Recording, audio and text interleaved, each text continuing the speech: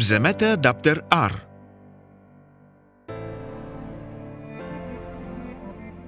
Повдигнете рамото на чистачката. Ако не е възможно, моля, консултирайте се с ръководството на автомобила си. Отстранете износената чистачка. Уверете се, че предното ви стъкло е напълно чисто. Захванете адаптер R на новата чистачка. Прикрепете новата чистачка към рамото на чистачката, както е показано.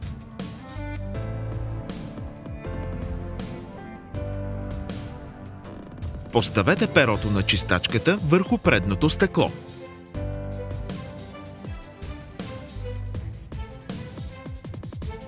Тествайте, за да се уверите, че новата чистачка работи правилно. Валео препоръчва да сменяте чистачките веднъж годишно.